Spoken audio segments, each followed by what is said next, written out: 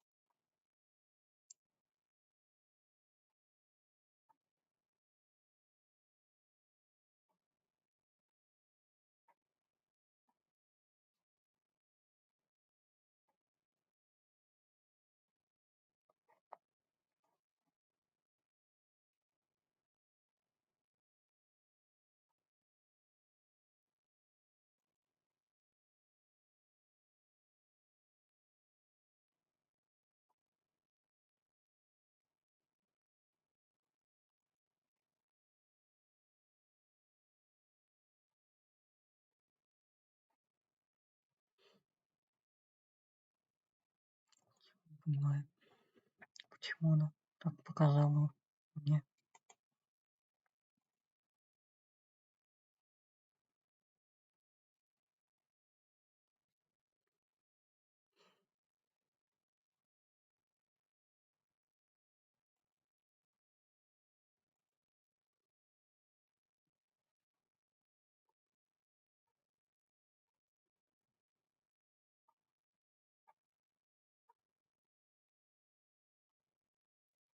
Чё не понимаю.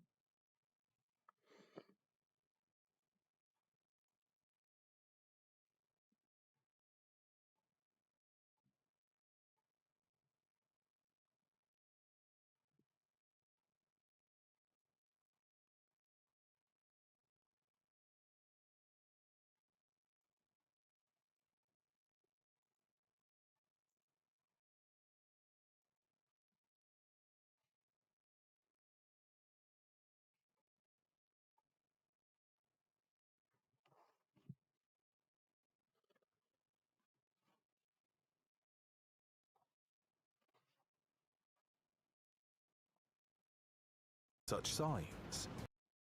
Reaching the tip of the grill from across the map. And here the WZ-113 GFT finds its target and activates reticle calibration. It's triggered immediately and a nice shot is fired at the IS-7. The effect of a calibration should have expired after one shot, but the tank destroyer has special equipment called high-end consumables, which increases the duration of any consumable. Thanks to it, calibration lasts longer and the WZ takes a second accurate shot.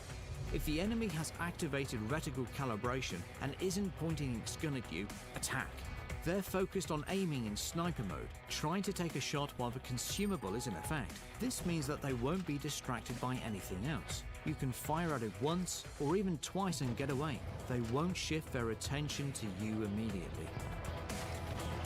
Mounting new consumables is not only about new opportunities, it's about risk. You'll have to sacrifice one of the classic three: the repair kit, adrenaline, or multi-purpose restoration pack. Players usually choose to demount the repair kit. The consequences of such choice may be as follows. Before this battle, the player removed the repair kit and mounted reactive armor, but they didn't get to use it. There was no suitable situation. The enemy destroys their track, they do the repairs, the track is hit again. They have nothing to fix it. The immobilized vehicle is finally blown up. Rare consumables should be used wisely. And now we come to the rarest consumable of all, the Shell Reload Boost. It's available only for the FV4005 and decreases the reload time inside the magazine by 30%. The Shell Reload Boost is most effective when used together with other consumables. For example, this FV4005 has been aggressive since the very beginning of the battle. It activates the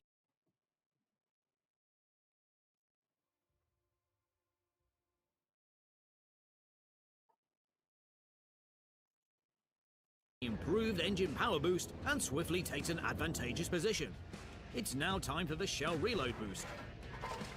Only through its action, the tank destroyer manages to crush the AMX-50B. And this is how the combination of the Shell Reload Boost and reticle calibration works. It's not like the FV4005 at all. Such a rate of fire and accuracy are a completely different playstyle. It was hard not to notice the introduction of all these consumables. The icons got the player's attention. Normally, the appearance of two new provisions might be missed. That's because they silently work throughout the whole battle without any distinctive signs.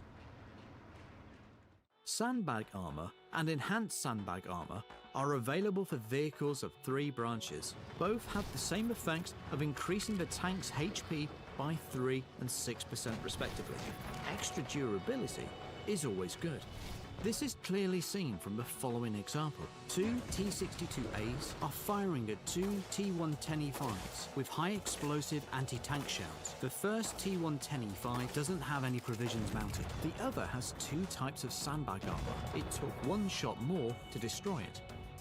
A spall liner, it reduces damage from high explosive shells by 20%. To figure out what effect this provision has in battle, let's carry out an experiment.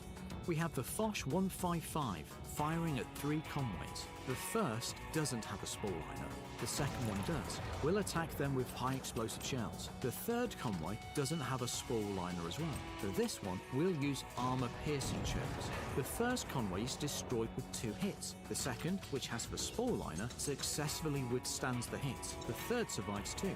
With the spall liner, a high explosive shell deals almost the same amount of damage as an armor piercing shell. Thus, it can take a while before you send the tank destroyer back to the garage. Using consumables. Hi everyone, I'm Rolling Swarm. One at tier 9 and one at tier 10. These tanks can fire guided missiles. It is awesome, it's genius. You can fire from behind cover, outside of the enemy's line of sight. It's fantastic. As a community contributor, I constantly get to test new vehicles that are being added to the game. And I've played several hundred battles in the new American tanks. What can I say? These tanks are completely different. Anti-tank guided missiles, or ATGMs, are not like any other shell or type of ammunition that we currently have in the game. They fly much slower, have a different trajectory, and actually you can guide these missiles to wherever your camera marker is pointing at on the screen. Now you may remember that we had a similar event with missile tanks way back. way back in the past. And you might be thinking that it's going to be the same, but actually it's going to be quite different.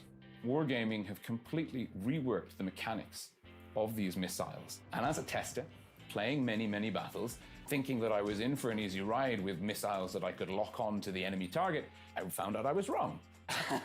It's not like it used to be. These missiles, to begin with, are extremely difficult to control. My first two dozen battles in the tank, I was doing terribly. My missiles were going straight, they were going off into the distance. Could I make them hit the enemy tank? Not a chance. And as I started being more cautious, more practical, using the other types of ammunition that the tank has as well, I found I was having a lot more success, landing a lot more shots on target.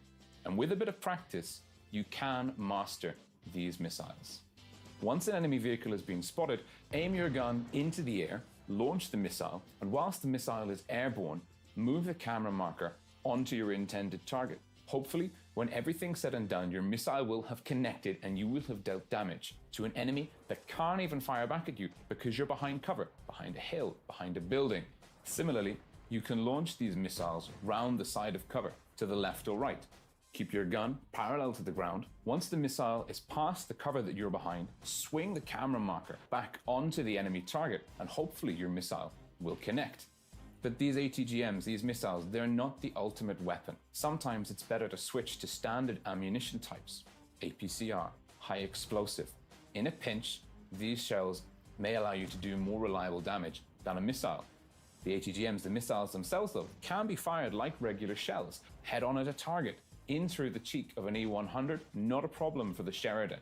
When a missile that you fired into the air is brought down onto an enemy target, it flies almost vertically in the final stages of its trajectory. This significantly reduces the effectiveness of sloped armor. Imagine you're driving this IS-7. You can take on any other tank head on. You're a hull-down monster. You were the meta of Twister 2017. But what's this? Death from above. Like I've said, these missiles are not easy to handle. It takes a lot of practice to learn how to guide them onto your target. Besides, even if you're aiming the missile correctly, enemy tanks can hold close to cover to prevent the missile from being able to reach them. Alternatively,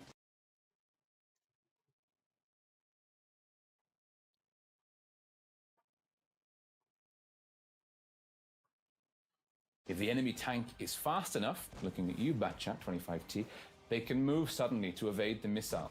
This is especially true if your missile is traveling over a long distance and the enemy tank has got enough time to react. All in all, ATGMs will give you a completely new set of experiences. You'll even start to think differently because things that used to be impossible will become real. Whilst your enemy is fending off attacks, you can fire from behind cover, inflict damage on the enemy, and go completely unpunished. You'll even start to be able to use spots that were never intended as firing points to launch your missiles from. And you'll be looking at maps that you've played hundreds or thousands of times before in a completely new light as you see new strategic and tactical opportunities open up before your eyes. If you eventually get the hang of using these missiles, you can learn to make some truly beautiful hits. You can fire on the move and aim even at the side of an enemy target. Oh, that was a really good shot. It's great that Blitz is offering new opportunities for how you can act in battle. Missiles will completely diversify gameplay and offer up conceptually new strategic situations for you to think about. You'll constantly be looking and creating new tactical situations for yourself, working out new trick shots to pull off with the missiles, finding new situations, new positions where you can launch your missiles from. Take, for example, the art of capping a base. A large part of that is knowing where you should be in the cap circle to avoid incoming enemy fire. Now, with the missiles in game, that's going to become a lot harder. I like that. So, if you haven't tried out the new tanks in battle yet, what are you waiting for? It's a completely different gameplay experience. Unlock these new tanks as soon as you can and find out for yourself. I've been Rolling Swarm, you've been awesome. The link to my YouTube channel is in the video description below. Please subscribe, play Blitz, have fun, and I hope to see you on the battlefield soon. Bye for now.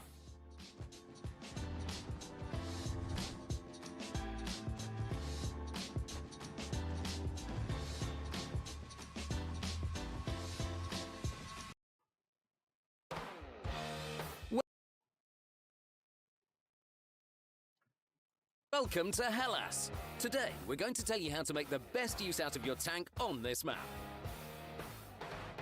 So you're already an expert in penetration and blocking damage.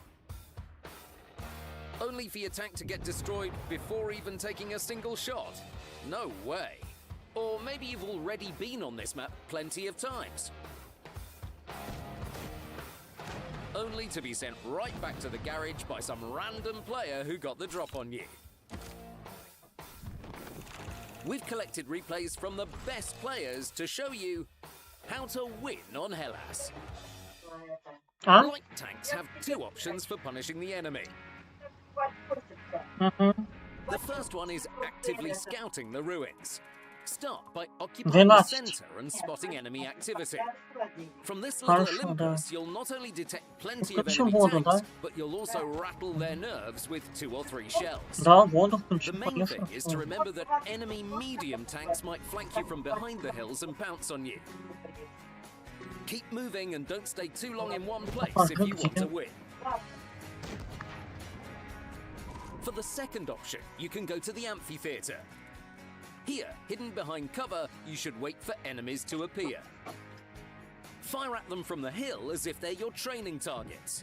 As soon as you're spotted, sprint to another position. Move using the hills as cover before catching enemy tanks as they launch a counterattack. But be careful. Enemy tank destroyers frequently prey on reckless players at the base of the mountain. If the gods have mercy, this will be a justified risk. Now let's move on to the tactics for medium tanks. After the battle starts, head towards the shore. Roll onto the hill and enjoy chipping away at enemies' HP. Elevation changes won't allow the enemy to reach the edge of the ridge without consequences.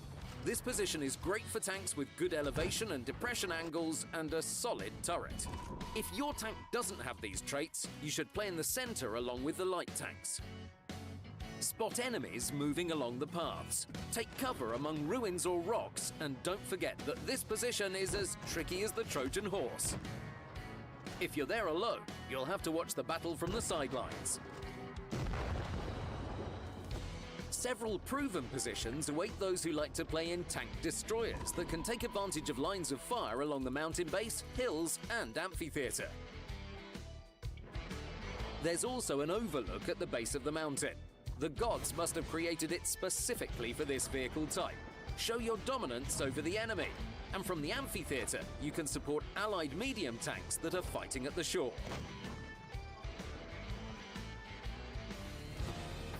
Finally, players in heavy tanks can take the touristic route through the ruins of an ancient church.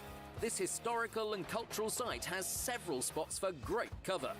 Don't hesitate to take advantage of your turret armor and inflict damage. The undamaged walls will protect you from sudden attacks from the center of the map. Go along the flank to support your allies when the time calls. There's one more interesting position at the base of the mountain. It's perfect for experienced tankers. Here, you won't be able to block damage with your hull from behind cover because there isn't any. So try to occupy hollows and assert control over the whole flank. Now you know how to crush the enemy on Hellas. But that's not all. We've got a special mission for you. Have you played on Hellas and saw that your ally inflicted little damage? Send them the link to this video immediately. Contribute to the overall victory.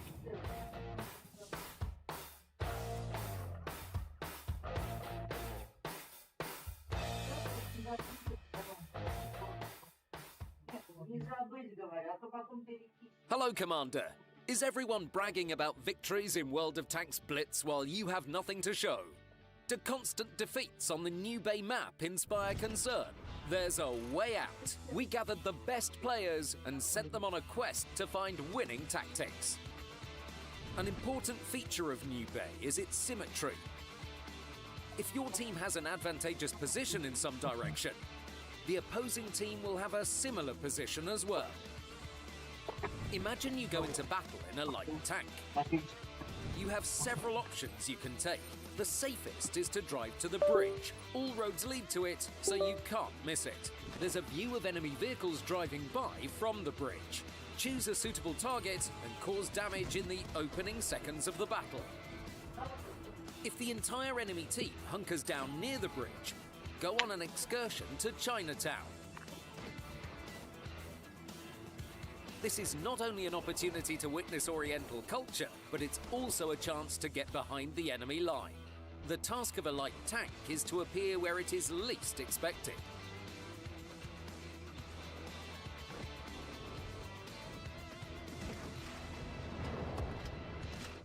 Now let's talk about the tactics of medium tanks.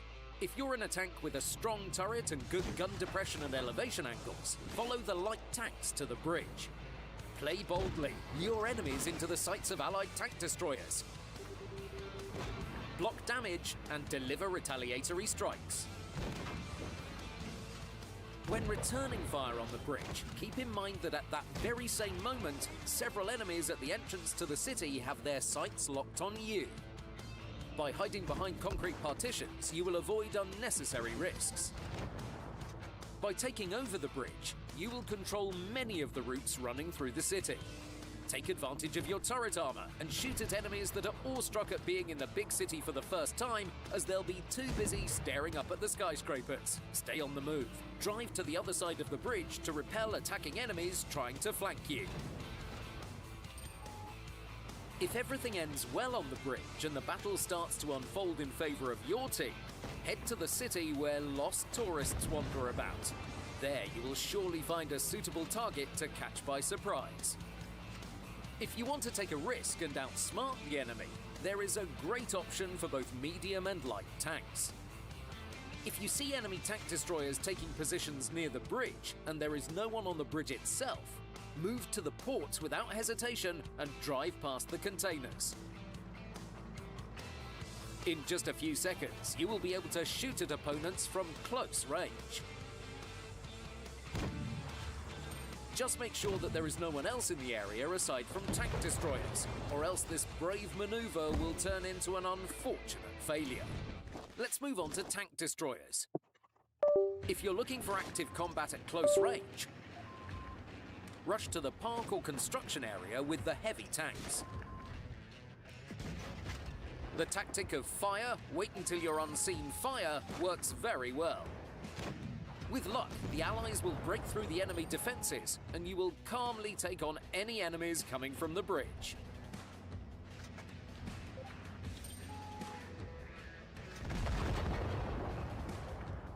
Can't stay in one place? Move closer to the bridge, and at the place where the Illuminati hold their secret meetings, lure enemies out to expose them to allied fire coming from the park. Using others to get rid of enemies is the true way of the conspirator. For those who like more thoughtful battles, there are excellent positions on both sides of the bridge.